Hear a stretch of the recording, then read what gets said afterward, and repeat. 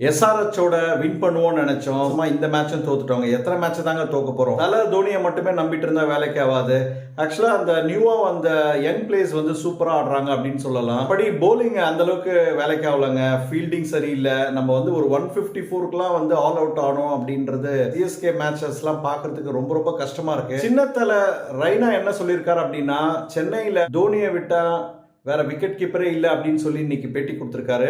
இன்னும் கூட சான்சஸ் இருக்கு. RCB, Mumbai Indians, Rajasthan Royals எல்லாருமே தோத்தாங்கன்னா நம்ம வந்து எல்லா மேட்சஸுமே வின் பண்ணா மேலே வரதுக்கான ஹோப் இருக்கு, ஆப்ஷன் இருக்கு அப்படின்னு சொல்லி இன்னைக்கு சுரேஷ் ரெய்னா சொல்லியிருக்காரு. நம்மளும் எதிர்பார்க்கலாம் ஏதாவது நமக்கு ஒரு மேஜிக் நடக்குதா அப்படின்னு சொல்லிட்டு. ஏகே அஜித் சார் வந்திருந்தாரு. அதுக்கப்புறமா எஸ்கே சிவகார்த்திகேயன் சார் வந்திருந்தாங்க.